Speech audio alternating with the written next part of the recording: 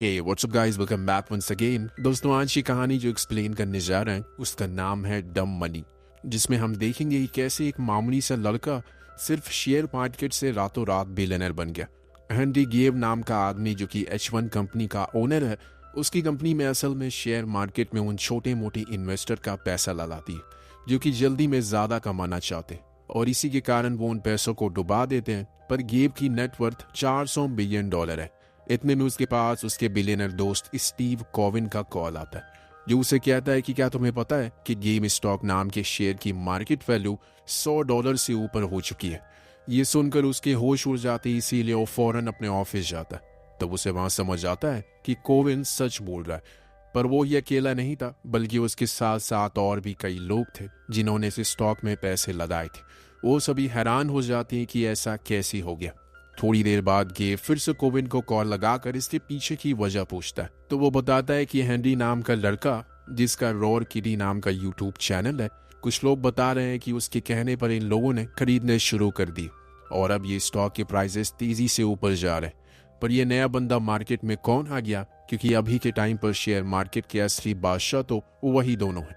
अब ये जानने के लिए हमें चलना होगा 6 महीने पीछे, जहां पर हम हेनरी को मेट्रो में ट्रैवल करते हुए देखते हैं, जिसकी रोर किट नाम का यूट्यूब चैनल है, जैसे कि मैंने आपको बताया, जिसमें वो लोगों को फाइनेंशियल एडवाइस देता है। वो आज अपने दोस्त से मिलने के लिए जा रहा है जो कि वॉल्फ स्ट्रीट में काम किया करता है। वो उसे कहता है कि तुम ये सब स्टॉक में पैसे लगाना छोड़ दो वरना बर्बाद हो जाओगे। तो हेनरी बताता है कि उसने $53,000 के शेयर खरीद रखे। अब ये सुनकर वो हैरान हो जाता है, क्योंकि वो ऐसा कुछ करेगा उसे बिल्कुल भी उम्मीद नहीं थी। इसीलिए वो उसे सुनाता है कि अभी तुम्हारे पास खुद का घर भी नहीं है, किराए पर रहते हो तुम दिन में एक टाइम खाना खाकर गुजारा करते हो। देखो मजाक मत करो, मुझे ये मुमकिन नहीं लगता। तब हेनरी अपना फोन निकाल कर दिखाता है, जिसमें शो हो रहा था कि वो $53,000 का शेयर होल्डर है, और ये शेयर उसने गेम स्टॉप नाम की गेमिंग कंपनी में लगाए। मजाक बनाता है और उस वेट्रेस के सामने भी उड़ाता है। इसने एक ऐसी कंपनी में शेयर खरीदे हैं जिसका नाम तक लोगों को पता नहीं। पर हेनरी हंसता है और वहां से अपने घर आ जाता है। मतलब उसके दिमाग में कुछ बड़ा चल रहा है। वेल गाइस, ये समय चल रहा है कोविड का, इसीलिए सभी लोगों ने मास्क पहन रखा है, और ऐसे टाइम पर शेयर मार्केट और बिजनेस सभी चीजें डाउन है, जिसमें स्टॉक मार्केट भी शामिल है। वेल अब हेनरी घर आ जाता है, जहां वो चुपचाप बर्तन धोने लगता है। तभी उसकी वाइफ क्लारा उसके पास आकर पूछती है, क्या किसी ने उसको कुछ कहा है? तो वो कहता है कि हाँ, पेनी बोल रहा था कि मैं गेम स्टॉप के ऊपर सट्टा लगाया, ना कि इन्वेस्टमेंट की है। तो क्लारा बोलती है कि तुम लोगों की मत सुनो, अपनी सुनो। तुम्हें अच्छे से पता है कि गेम स्टॉप आगे जाकर क्या करने वाली है, इसीलिए जाकर अपने वीडियोस पर ध्यान दो। हेनरी को थोड़ा कॉन्फिडेंस मिलता है, इसीलिए वो नीचे जाकर अपने चैनल पर लाइव आ जाता है और अपना पोर्टफोलियो भी लाइव कर देता है, जिसमें साफ साफ शो हो रहा था कि उसने क्या क्या शेयर खरीदा है और कौन सा उसने बेचा है। इस दौरान वो अपनी ऑडियंस से बातें करते हुए उन्हें बताता है कि मैंने अभी भी गेम स्टॉप नाम की कंपनी में $53,000 का शेयर खरीदा है। मुझे यकीन है कि आप लोग भी उसको खरीदेंगे, क्योंकि मैं सभी का फायदा कराना चाहता हूँ। उसकी इस वीडियोस को एक नर्स भी देख रही थी, जिसके पास बैठा बंदा उससे कहता है, यार तुम ये क्या देख रही हो? अगर मुझे इन्वेस्ट भी करना होता तो मैं ऐसे लोगों की कभी बात नहीं सुनता। वो नर्स बोलती है कि इसको 70,000 लोग लाइव देख रहे हैं, कोई मामूली बंदा तो नहीं है ये। उसके जाने के बाद वो हेनरी के कहने पर गेम स्टॉप के 700 स्टॉक खरीद लेती है। मतलब जितने लोग इस स्टॉक को खरीदेंगे उतना ज्यादा इसका प्राइस बढ़ता जाएगा। देन हम दूसरी साइड और गेम स्टॉप के स्टोर पर ही काम कर रहे एक लड़की को देखते हैं, जिसकी नेटवर्थ मात्र $136 है। पर वो भी अपनी उन्हीं सेविंग में हेनरी के कहने पर स्टॉक खरीद लेता है। ऐसे ही कुछ और भी थे उस शेयर को खरीद रहे थे, जिसको देखकर हेनरी सभी से कहता है कि देखो, $3 के शेयर $10 के हो गए और हम कुछ भी कर सकते हैं। अभी तो मुझे इसको सबसे बड़ा स्टॉक बनाना है, इसलिए ज्यादा से ज्यादा लोगों के पास शेयर करो इस वीडियो को। यहाँ हेनरी को भी अंदाजा नहीं था कि ये लाइव कुछ ही घंटों बाद उसकी पूरी जिंदगी बदलने वाली है, और इसके साथ कई और ऐसे लोग हैं जो रातों रात अमीर बनने का सोच रहे हैं। इस बीच घर के बाहर एक कार आकर रुकती है, जो कि उसे की थी, लेकिन उसका छोटा भाई बिना बताए कार लेकर चला गया था, इसीलिए हेनरी उसे बहुत डांटता है। कुछ अमीर स्टूडेंट को देखते हैं जिनकी होम पार्टी चल रही है। इसमें सभी की नेटवर्थ लाखों डॉलर की थी। इसी में से एक हार्मनी नाम की लड़की, जो कि एक डेयर के चलते $2,000 के गेम स्टॉप की शेयर खरीद लेती है, जिससे कि अब उसका मार्केट प्राइस $14 का हो गया, जो कि अभी तक की हिस्ट्री में गेम स्टॉप का सबसे ज्यादा था। वही एक और हम 2 बिलियनर को देखते हैं जो कि आपस में अपने तीसरे बिलियनर दोस्त से बात में लगे हुए थे।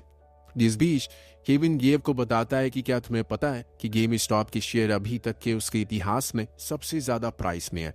जो सुनकर वो हंसने लगता है और कहता है कि क्या तुमने मीम्स को देखे, लोगों को लगता है कि ऐसे करके वो हमसे अमीर बन जाएंगे। जो सुनकर केविन उसको पोजीशन होल्ड करने को कहता है। गेव को भी सही लगता है, इसीलिए वो गेम स्टॉप पर $6 लाख के शेयर पर अपनी पोजीशन होल्ड कर देता है। यानी कि जो कोई भी छोटे मोटे लोग अपने पैसे लगा रहे हैं इन 50,000 शेयर पर जो कि $6 लाख के हैं, अगर वो डूब गए तो उनका सारा पैसा डायरेक्ट गेव की जेब में आएगा। जब ये न्यूज बाहर जाती है कि H1 के सीईओ ने गेम स्टॉप पर पोजीशन होल्ड कर लिया है तो सभी रिटेलर होल्डर गुस्से में आ जाते हैं और सोशल मीडिया पर ये जंग छेड़ देते हैं कि इस बार ये हम अपना पैसा उनके जेब में जाने नहीं देंगे, बल्कि इस बारी उनका पैसा हमारी जेब में आएगा, क्योंकि सभी ने सही जगह पर पैसा लगाया है। इस दौरान हम हेनरी को दिखाया जाता है जो अपने सेटअप के सामने बैठा मार्केट गैप को देख रहा है, जिसमें लोग उसका शुक्रिया कह रहे हैं क्योंकि $3 से $21 तक वो ग्राफ पहुंच गया। जो देखकर हेनरी भी बहुत खुश होता है और उन सभी से कहता है कि मैंने इस साल अपनी बहन को कोविड की वजह से खो दिया। बहुत ही खराब साल रहा है ये मेरा, लेकिन आप लोगों ने इसके एंड में काफी अच्छा बना दिया इससे। और उसकी ये वीडियो वो नर्स भी देख रही होती है जो अपनी पोजीशन को इंक्रीज कर देती है, यानी कि कुछ और शेयर को खरीद लेती है। और वहाँ हारमनी और उसकी दोस्त इसके बारे में बात कर रहे होते हैं क्योंकि हारमनी अभी $900 के मुनाफे में थी। जो देखकर उसकी दोस्त कहती है कि तुम्हें इसको सेल कर देना चाहिए, लेकिन वो उसे बताती है कि वो ऐसा कभी नहीं करेगी। उसके डैड ने अपनी पूरी जिंदगी की सेविंग वॉल्फ स्ट्रीट में लगा दी, लेकिन कुछ बड़े H1 कंपनी जैसे हमारे जैसे छोटे लोगों के पैसों को अपनी जेब में रख लेते। जैसे अभी H1 ने पोजीशन होल्ड कर ली, उस टाइम भी उनके साथ वही हुआ और इस होल्ड के कारण शेयर दोबारा से तेजी से नीचे आ गया और वो पूरा बर्बाद हो गया। अच्छी जिंदगी से एक बुरी जिंदगी पर आ गए वो, जिसके चलते उनकी एक दिन मौत हो गई। पर मैं ये गलती नहीं करूंगी, मुझे उन लोगों का पैसा चाहिए जिन्होंने जानबूझकर इस पर होल्ड लगाए। सीन कट होकर पहुंचता है हेनरी पर, जो कि अपनी बहन सारा की ग्रीव पर जाता है, जिससे वो बहुत प्यार करता है, लेकिन कोरोना के कारण उसने उसे खो दिया। वेल अब हम 2 और लोगों से इंट्रोड्यूस करवाया जाता है जिनका नाम बायजू भट्ट और व्लाड तानेव था। ये दोनों रॉबिनहुड नाम की कंपनी के सीईओ थे और इनकी नेटवर्थ $1 बिलियन थी। रॉबिनहुड सेम वही काम करती है जो काम इंडिया में ज़ेरोधा जैसी कंपनीज करती है। रिटेलर को एक आसान तरीका प्रदान करवाना, एक प्लेटफॉर्म तैयार करके देना जिससे वो अपने पसंद के कोई भी शेयर एक टैप के जरिए खरीद सकते, बेसिकली एक ऐप।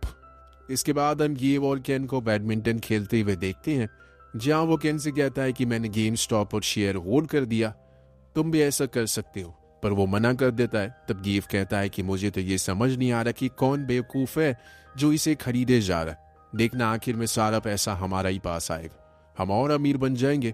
मैं तो आज ही अपना होल्ड और बढ़ाने जा रहा हूँ। धीरे धीरे करके समय के साथ अब देखते देखते वो शेयर जो सिर्फ $3 का था वो अभी के समय में $65 का हो चुका है और इसकी न्यूज पूरे अमेरिका में आग की तरह फैल जाती है। पर अभी भी किसी को हेनरी के बारे में नहीं पता सिवाय उसके ऑडियंस के। एक दिन हेनरी का छोटा भाई उससे कहता है कि अब तो उसे $11 मिलियन का प्रॉफिट हुआ, क्यों ना तुम इसको बेचकर अच्छा प्रॉफिट कमा लो। तो वो कहता है कि मैं अभी ये नहीं करने वाला हूँ। तब क्लारा भी कहती है कि 11 मिलियन बहुत ज्यादा होते हैं, बेच क्यों नहीं देते। पर एंडी का कहना था कि अभी वो शेयर और बढ़ेंगे, इसीलिए वो सभी अपनी ऑडियंस को भी कहता है कि कोई भी इसे बेचे ना। ये चीज जब वो नर्स देखती है तो उसके साथ ही कहता है कि ये तुम्हारी 3 महीने की सैलरी एक टैप में आ रही है, इसको बेच क्यों नहीं देती। तो वो कहती है कि जिसके कहने पर हमने इसे खरीदा है उसके पास $11 मिलियन का फायदा हुआ, पर वो फिर भी होल्ड पर है और इसीलिए हम सभी होल्ड पर हैं, क्योंकि अभी ये चीज और बढ़ेगी।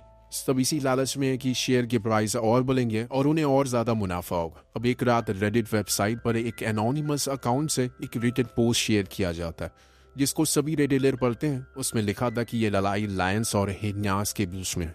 लायन वो लोग हैं जिनके पास H1 जैसी कंपनीज के $मिलियन हैं और हमारे ही पैसों से एंजॉय कर रहे हैं वो, और हेन्या हम जैसे गरीब लोग हैं जिन्होंने अपनी सेविंग लगाई है।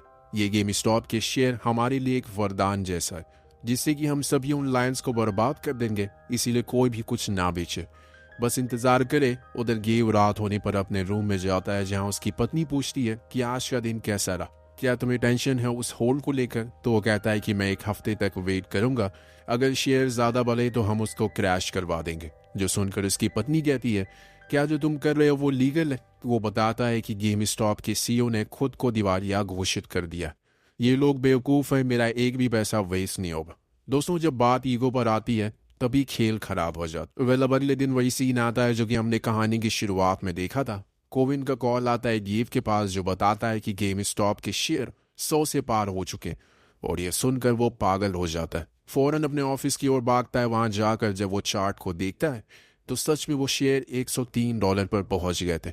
और इसे देखकर उसके पूरे होश उड़ जाते हैं, क्योंकि ये पहली बार हो रहा था। और इधर हर तरफ इसी बात की चर्चा चल रही है, हर कोई इस बारे में बात कर रहा है। हेनरी का पूरा परिवार न्यूज़ को देख रहा है। तब उसकी वाइफ क्लारा उससे पूछती है कि हेनरी, हमें कल कितना प्रॉफिट हुआ? तो वो कहता है कि $4 मिलियन। और आज कितना हुआ? तो वो बताता है कि तकरीबन $10 मिलियन का।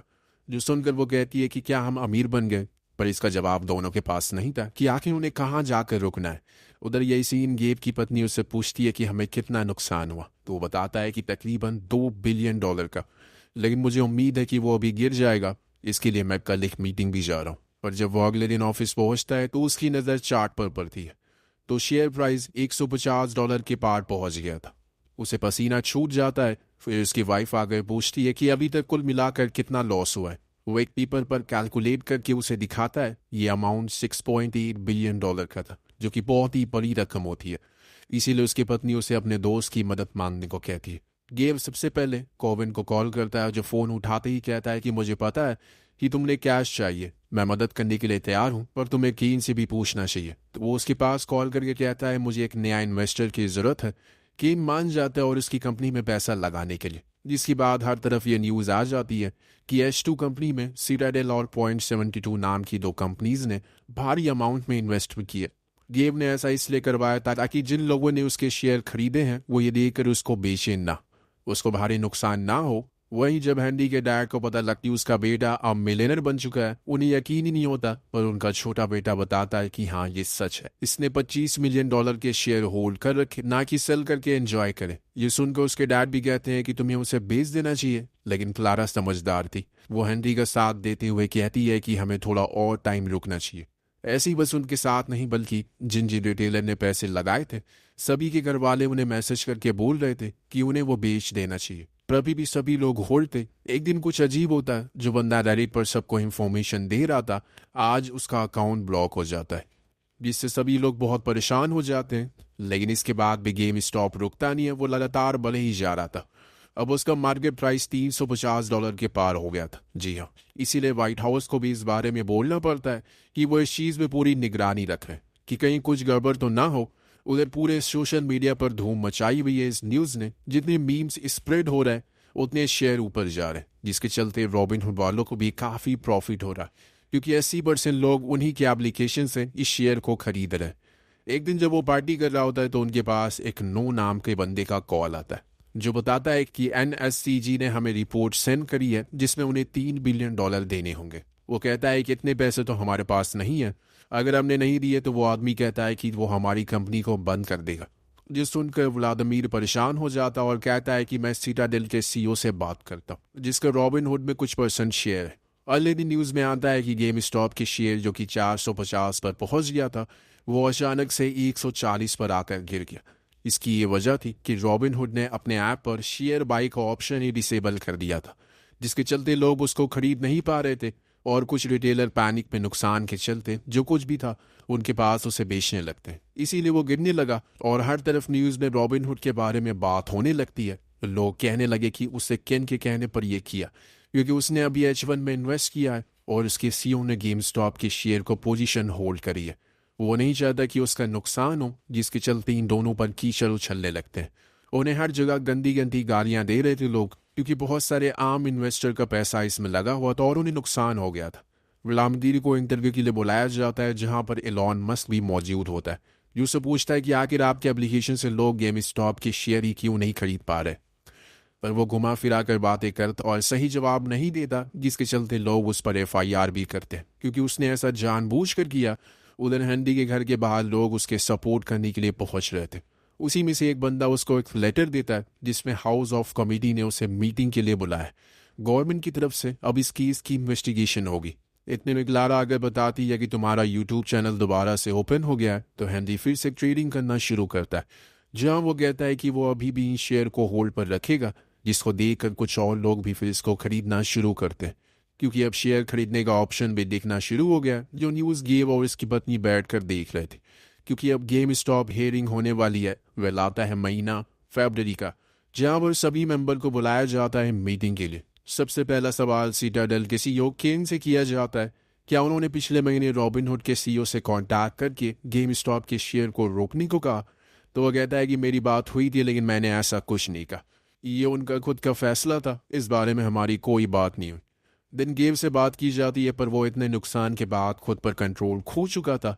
उसके ऐसे उल्टे सीधे जवाब को सुनकर सब लोग हंसने लगते। दिन व्लादिमीर से पूछा जाता है कि क्या उन्होंने जानबूझकर गेम स्टॉप के शेयर को मैनिपुलेट करने की कोशिश की, यह खुद की पावर का फायदा हुआ? पर वो बिना कुछ जवाब दिए स्ट्रीमिंग को बंद कर देता है। दिन आखिर में बारी आती है हेनरी की, जो खुद के बारे में बताता है कि कैसे उसने गरीबी में खुद का जीवन काटा। उसे हमेशा से पढ़ने का शौक था, लेकिन इतने पैसे नहीं थे कि वो पढ़ सके। 2010 से लेकर 2017 तक वो बेरोजगार रहा। दिन फिर धीरे धीरे करके उसके अंदर ट्रेडिंग का इंटरेस्ट जागने लगा और कुछ शेयर को खरीदा उसने और बेचा। और इसके चलते मैंने एक यूट्यूब चैनल भी खोला। कमेटी मेंबर पूछते हैं कि क्या आपके पास कोई इनसाइड इंफॉर्मेशन थी? वेल दोस्तों, मैं आपको बता दूं कि इनसाइड इंफॉर्मेशन लेना ट्रेडिंग में इलीगल होता है। वो बोलता है कि इनसाइड इंफॉर्मेशन हम जैसे छोटे ट्रेडर के पास कभी नहीं होती। आप जैसे लोग तो कहते हैं कि शेयर मार्केट एक फेयर ट्रेड है, लेकिन यहाँ पर तो ये ट्रू नहीं है। जो लोग पैसे वाले और पावरफुल हैं वही लकी है। वो टेक्नोलॉजी और इनसाइडर इंफॉर्मेशन की मदद से छोटे रिटेलर के पैसे लूट लेते हैं और खुद की पावर से और वो बेचारे कुछ नहीं कर पाते। और उसकी ये स्पीच सुनकर सभी लोग तालियां बजाने लगते हैं। उसके बाद इस स्ट्रीमिंग को ऑफ कर दिया जाता है। दिन हम देखते हैं कि कुछ दिन बाद हेनरी अपने प्रॉफिट को देखते हुए 50,000 और शेयर खरीद लेता है गेम स्टॉप के, और अपनी ऑडियंस को भी कहता है कि वो उस प्राइस को डबल कर देता है।